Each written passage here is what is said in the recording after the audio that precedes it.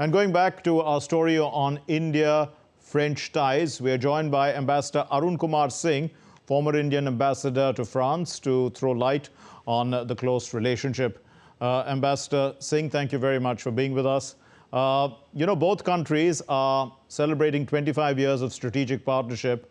Also, they have a Horizon 2047 document. So what is actually driving this kind of a partnership? Many factors come into play in this. If you look at the strategic areas of cooperation for India, defense, nuclear, space, France is among our strongest partners, and certainly the strongest partner in Europe. We have, been buying fighter aircraft from France for a long time. We had the Mirage aircraft earlier, and now we're buying Rafale. We've also built submarines, the Scorpion submarines, 6 of them in India in partnership with France. And there is discussion going on for getting the Rafale aircraft for the Navy and 3 additional submarines also for the Navy. So that's one dimension.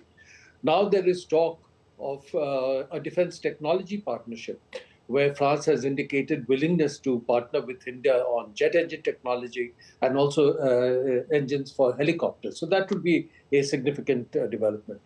If you look at space cooperation, where India has very significant ambition, France again has been a well-established partner. We have launched more than 20 satellites from the French facility in Kourou in French Guiana.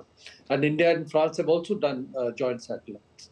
For a long time, we've had cooperation in civil nuclear energy.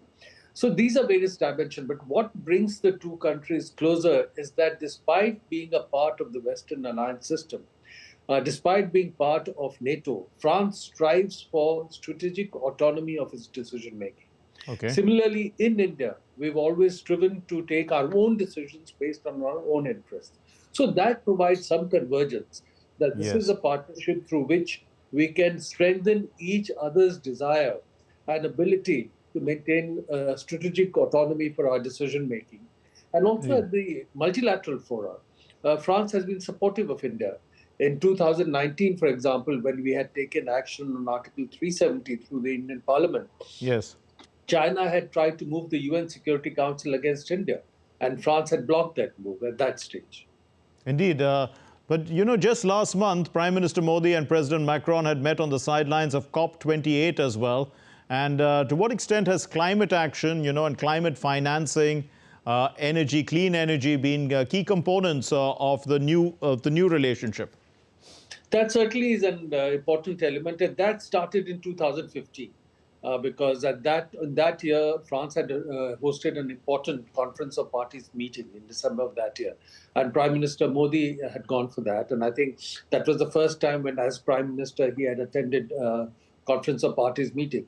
And that year, unlike in the past, where very often we were just trying to defend onslaughts from others and try to explain our position, India took many initiatives.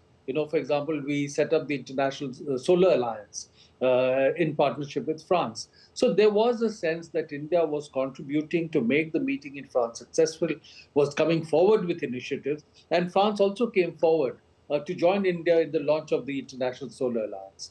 And then France has recently also done a compact for finance. So certainly climate change is an area where also both countries are cooperating. Indeed, the India-France defense industrial roadmap now, there's an agreement also on defense space partnership, there's health sector and also more. Now, the question that comes to mind is how is the wider collaboration being facilitated? How much more is being invested, perhaps, let's say, in the younger generation?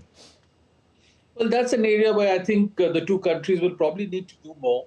As you know, for example, in the US, we have almost 300,000 Indian students.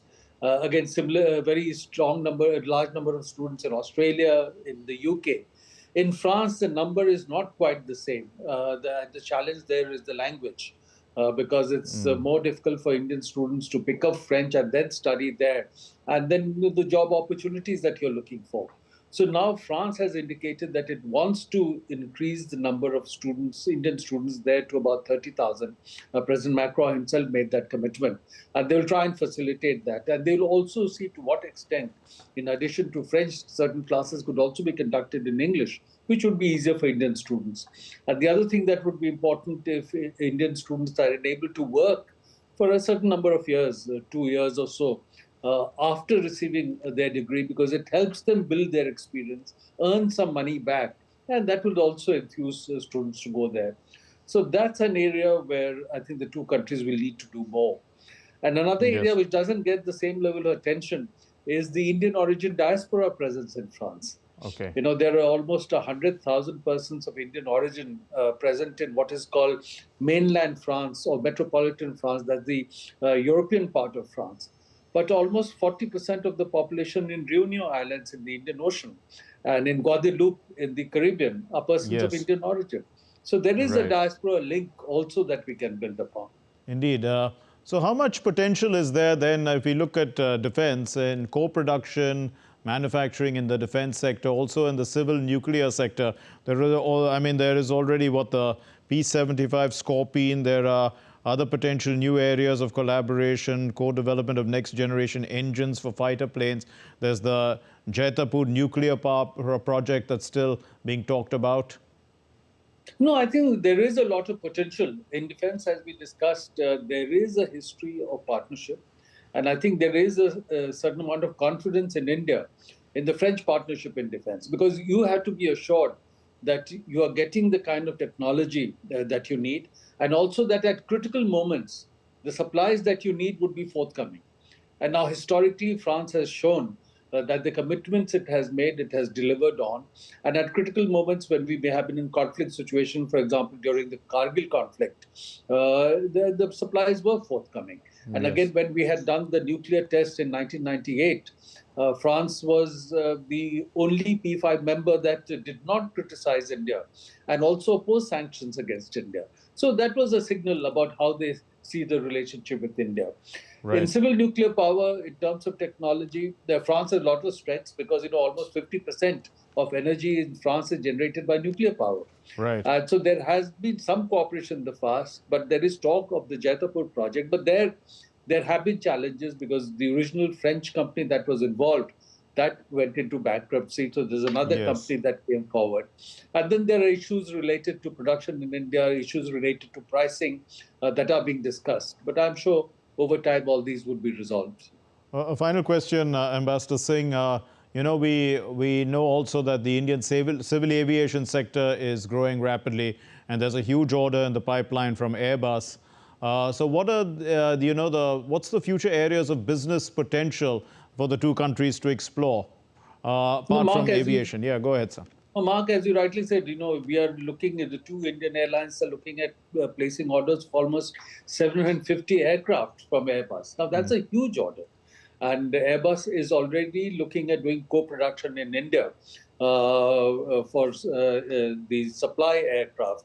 And so that discussion has been going on and there has been some progress. But as the orders for more aircraft come in, France will probably be looking at also setting up, Airbus will be looking at setting up MRO facilities in India. So if we are able to do production in India and aspects related to manufacture of aircraft, I think that will certainly scale up the ecosystem for high technology production in India. We leave it there. Thank you very much, Ambassador Arun Kumar Singh, former Indian ambassador to France. Thank you for enlightening us on India-French ties, strategic partnership, 25 years of it. Now moving on to our next story, India.